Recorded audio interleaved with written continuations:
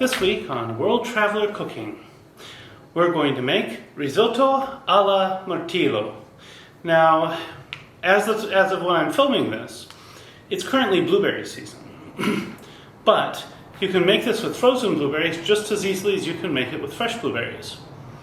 You might want to think about how to garnish it differently, but the dish will be very much delicious nonetheless and should taste about the same. Now, in Italy, they do a number of fruited risottos.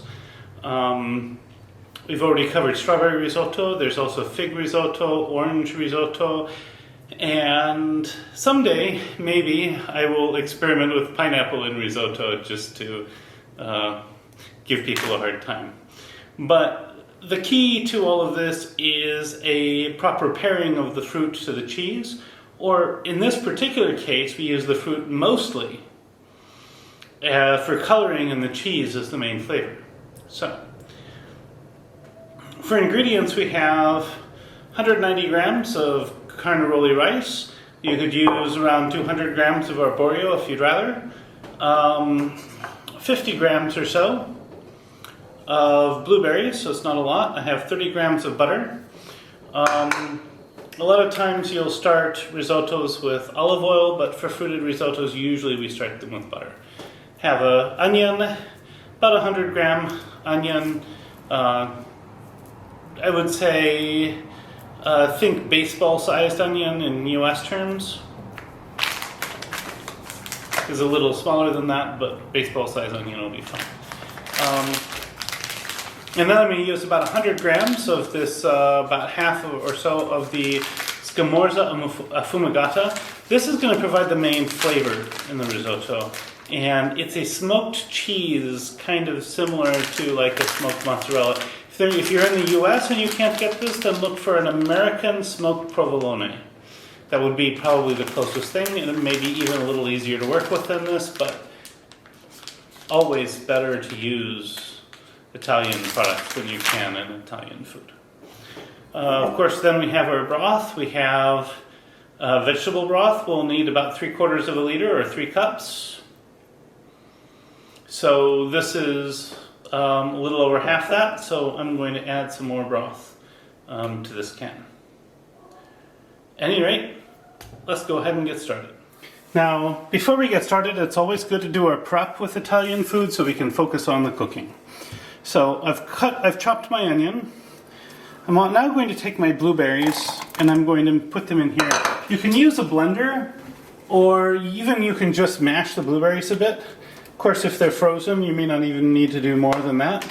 But I'm just going to take my handy immersion blender, and I'm going to blend this into sort of a blueberry vegetable broth smoothie, if you will.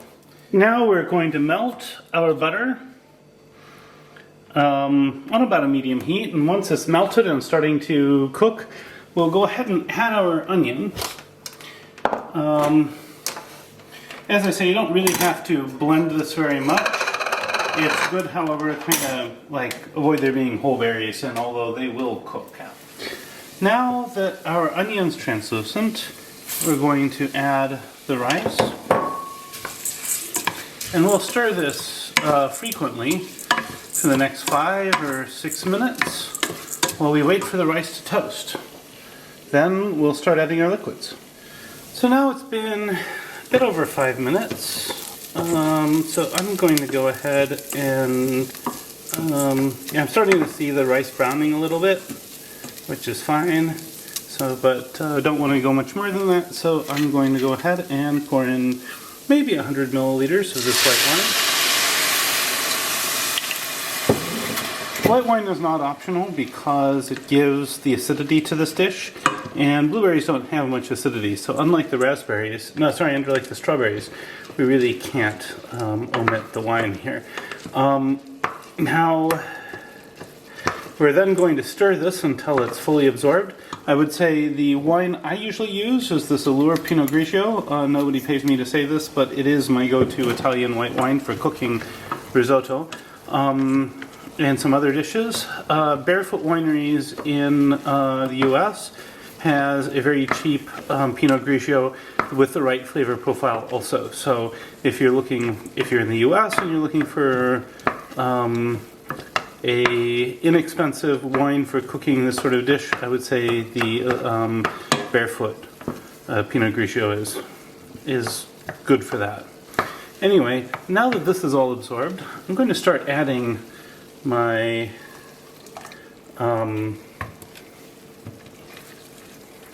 my liquid slowly, and basically I'm going to keep stirring it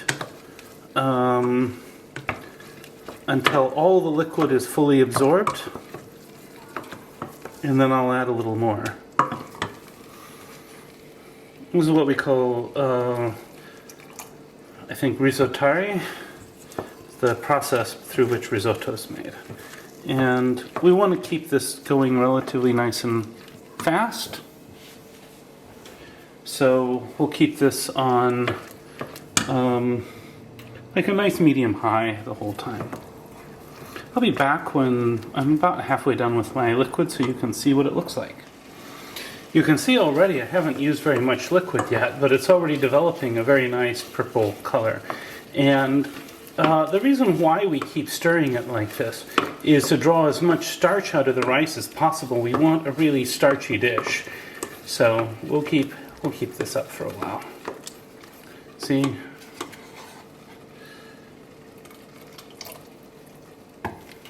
And by the way, using a measuring cup like this to add the broth works really well. I'd recommend it for all risottos.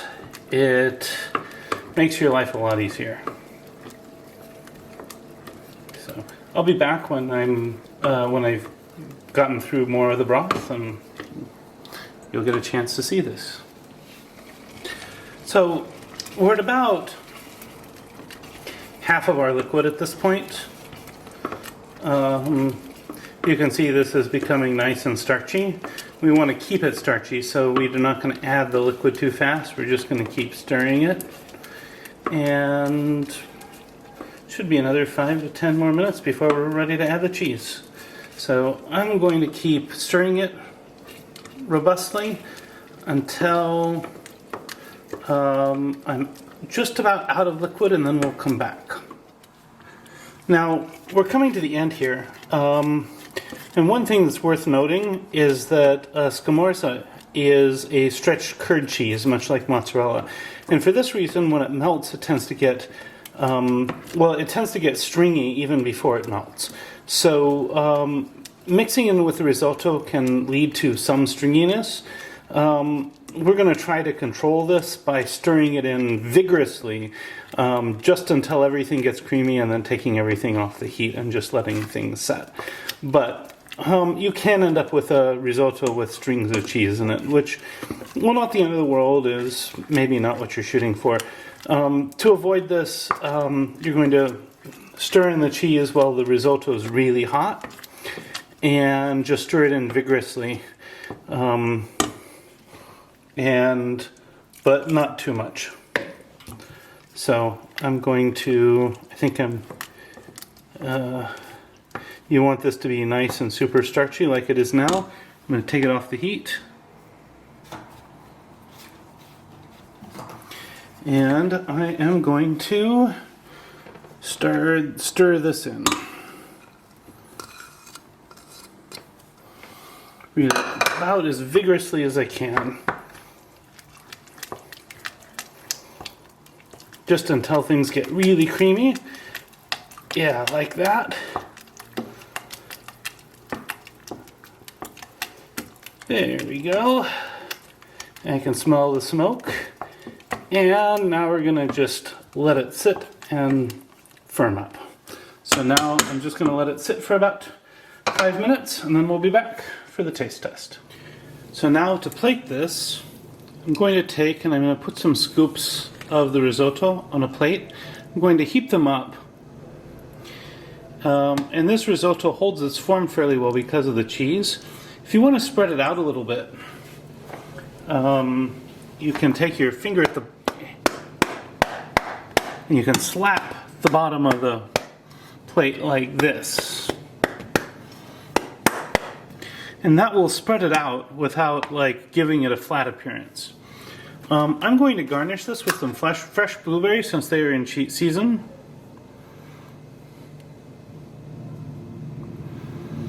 You could garnish it with some other things as well, but here we are. And now we are ready for the taste test. And now for the taste test. As always, Italians eat risotto with a fork.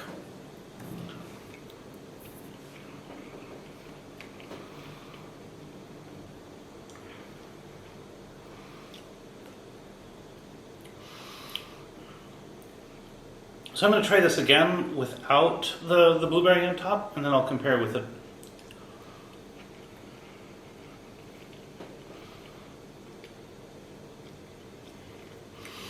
So in the risotto itself, the blueberry is a very subtle flavor. It doesn't really come across very loud. What you do taste are the onions and the cheese. This is, by itself, very much a blueberry-colored cheese risotto. Now let's try it with a piece of blueberry on it.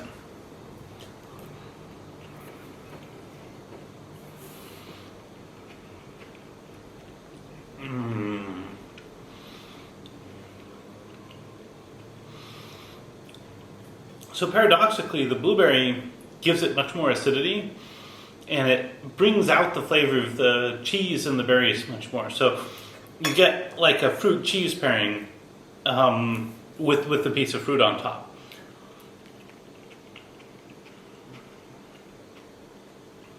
This is really, really, really delightful. If you find this content interesting, I hope I've earned a like and a subscription from you. Please feel free to click on the subscription drop down and select the bell notification so you find out whenever I release a new video. And feel free to comment on my videos as well. I know sometimes people would prefer not to comment publicly if they think that they see something that could be done differently or better. I actually appreciate those comments because they provide more information for people who might come here to try to make the dish. So please don't hold back. If you see something you think could be done differently, feel free to say so. I'd also like to note that I've set up a Patreon account. Link is in the description. And the Patreon account isn't just like a subscription-only service account. I've decided to put like a whole food blog there, and the food blog will be publicly available. It's just like pre-access to videos and things like that would be paid. The reason for that is several people have occasionally suggested that this would be much better if it had a food blog attached. And with a Patreon account, I can also justify certain kinds of content that I wouldn't be able to justify without some sort of revenue stream. So, with that in mind, I want to say recipes in the description, and bon appetit, and see you next week.